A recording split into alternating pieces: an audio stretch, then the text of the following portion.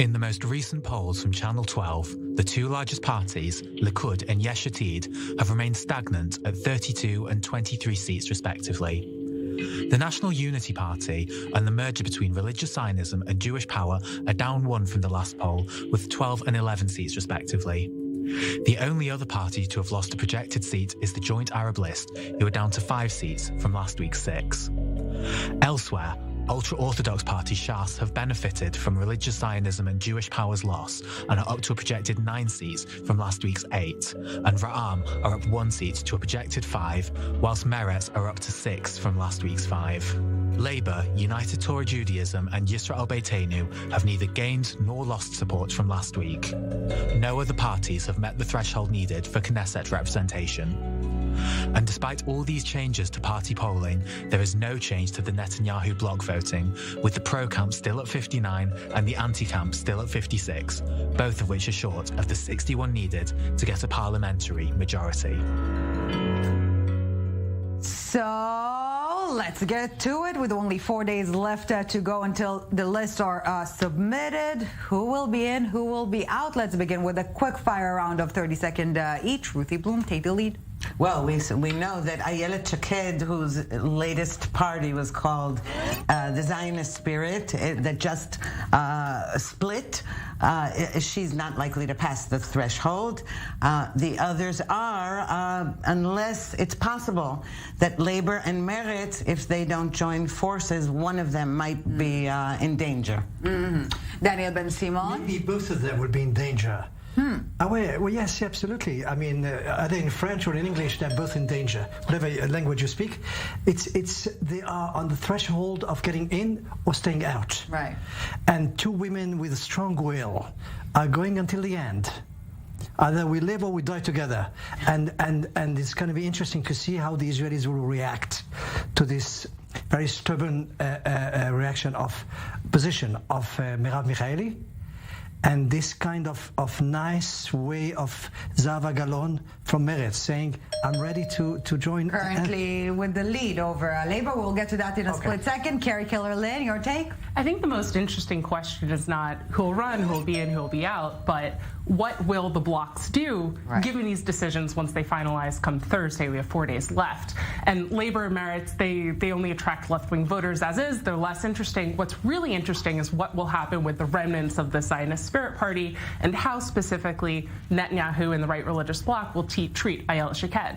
Will they try to keep torpedoing her like they're doing now, or will they actually try to rise her up and accept that she wants to win and have a chance to have her complete a government for them? Perhaps more insulting is not even torpedoing her, is just ignoring her, which is perhaps... well, they are hoping that she will drop out, and then they won't have this question about whether her votes are going to go into the garbage. Okay, that's really the issue. If they knew she were passing the threshold, I think they would have been saying, you know what, okay, we'll join. She would have gone onto their side of the pie chart.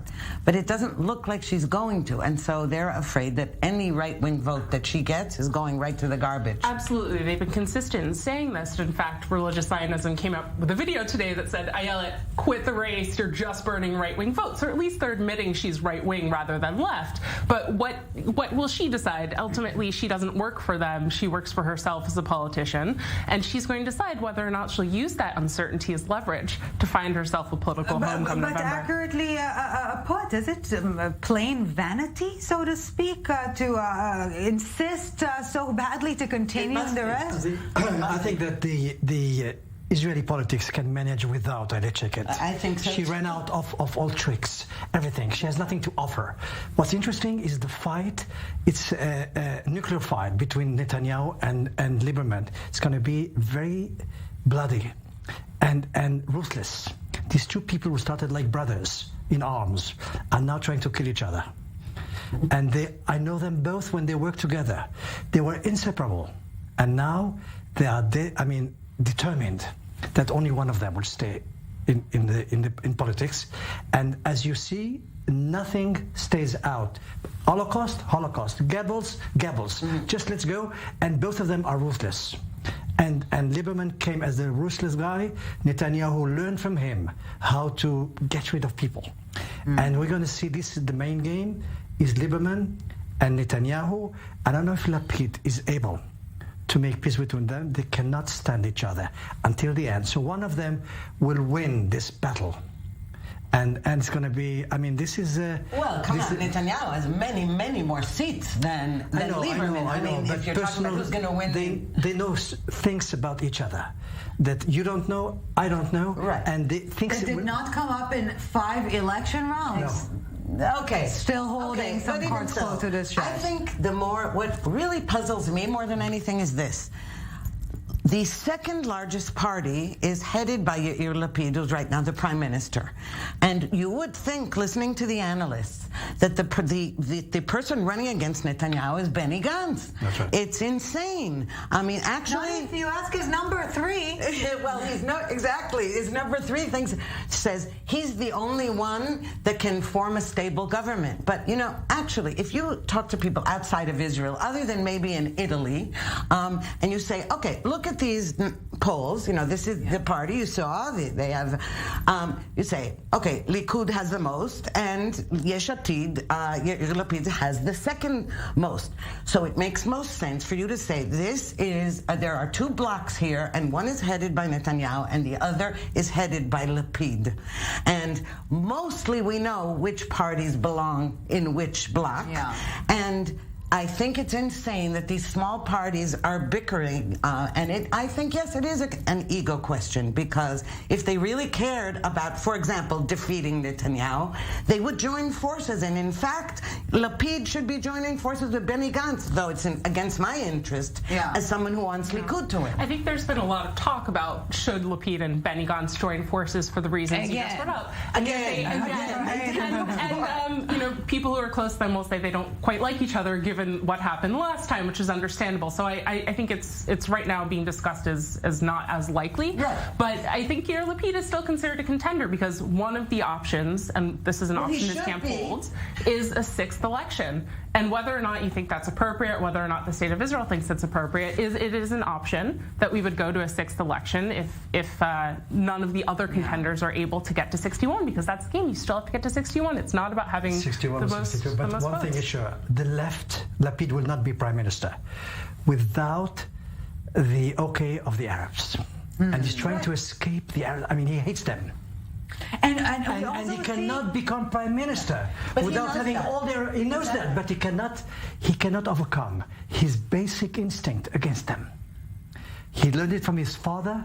He's a Holocaust man. He's somebody with Jewish survival. The Arabs for him are a threat, direct threat to Israel. And it's amazing because we see literally votes on the ground. We see that voter turnout in the Arab sector is going to be even lower, according to polls, grain of salt, lower than the previous round. So they're just waiting for someone to try and grab them. But I want to stay with Lapid. Maybe his desire to get Meretz and Labor together is just for the sake of the Hail Mary campaign, the Gewalt campaign, because if they stay separate, he won't allow himself to try and take a chunk of their electorate base. If they team up, he'll be more comfortable trying to do so, not risking one of them falling under the threshold. So maybe it's self-interest, not the sake of the bloc. I think that Merav Michaeli might subscribe to that point of view, but ultimately, in the past, Yesh Atid has run on a block game. They've done it less so this time. But I actually want to connect back to what you were saying about the Arab community, because I don't fully understand those points, given the amount of investment that the party is making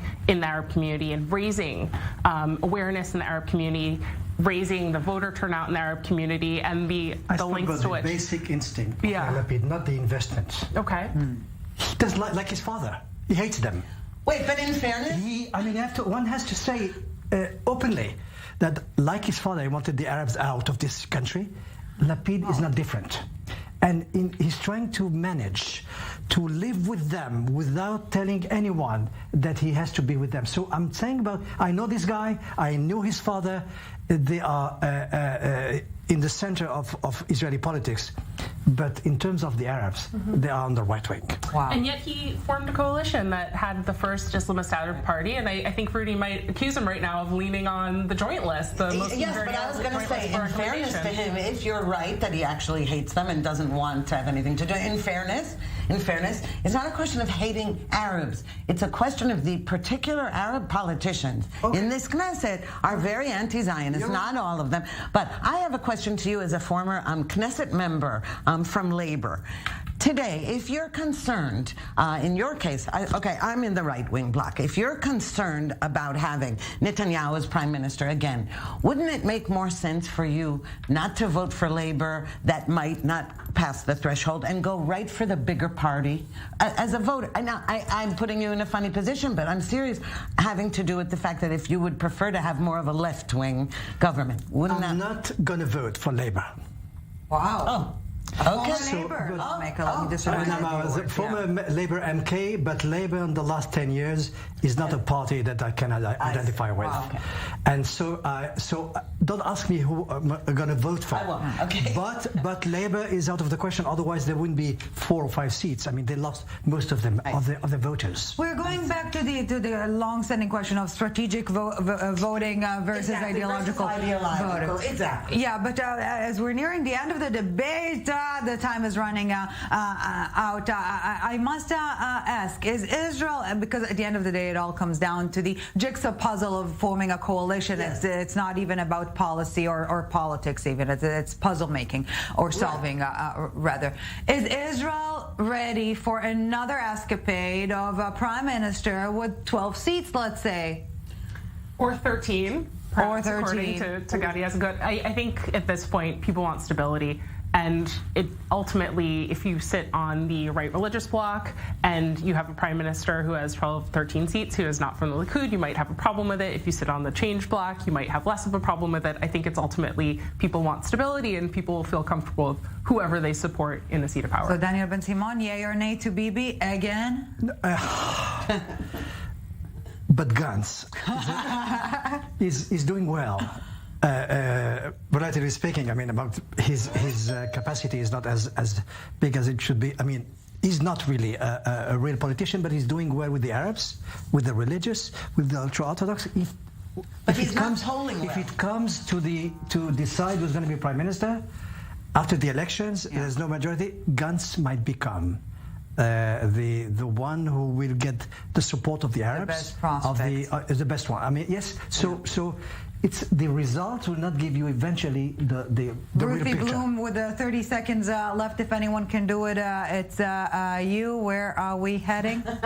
Well, I'll tell you where I hope we're heading. I hope we're heading to a 61-seat majority with Netanyahu as the leader, and I am also really not sure that these polls are entirely accurate. Also, in Israel, 2 months is quite a long time. In Israel, things can go down, can go up, and not just the last point. It's not just that the Arabs don't come out to vote, or this time there's going to be a low turnout. Likud voters also don't turn out to vote. Who stays home and who goes out is crucial as always. We're out of time, definitely not out of passion. Carrie Keller-Lynn, Daniel Ben-Simon, Ruthie Bloom, thank you so very much for coming. It was a blast as expected.